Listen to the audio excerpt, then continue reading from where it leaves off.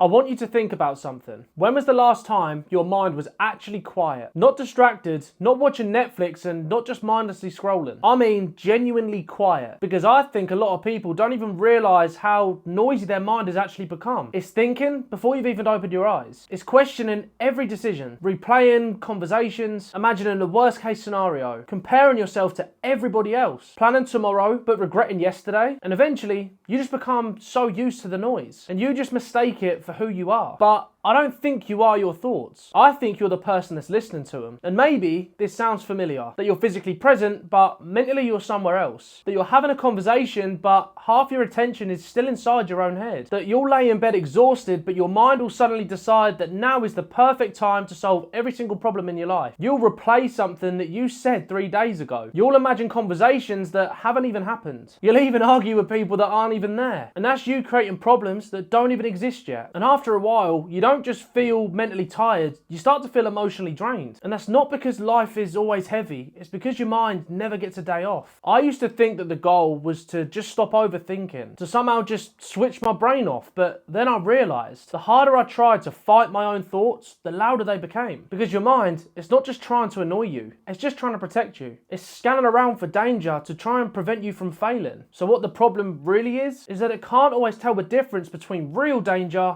and imagined danger. So it will treat both as the same. Think of it like this. Imagine your mind is a smoke alarm. A smoke alarm is designed to protect you. But imagine every time you made toast, it went off. Every single morning until eventually the alarm isn't protecting you anymore. It's just creating noise. And I think that's exactly what happens to so many of us. Our mind becomes so sensitive to embarrassment, failure, and judgment, even rejection. So it will start sounding the alarm even when there's no fire. But here's a turning point that changed for me when I finally stopped asking. Things like, how do I stop thinking? And I started asking myself, what is my mind trying to protect me from? Because that one question changed everything. And suddenly, I wasn't fighting my own thoughts anymore. I was just understanding where they were coming from. And there's a massive difference there. So here's something that I would love for you to try this week. The next time you catch your mind starting to race, don't immediately just try and shut it up. Instead, pause, take a breath, and ask yourself, what could this thought be trying to protect me from? Is it rejection, failure, or disappointment? Or maybe it's just not feeling good enough. And once you can identify that fear underneath, the thought will lose a load of its power because you stop reacting to every thought and you start responding with awareness. So I want you to create just one small habit to give yourself 10 minutes every day with no phone, no music, no podcast, and no distractions. Just you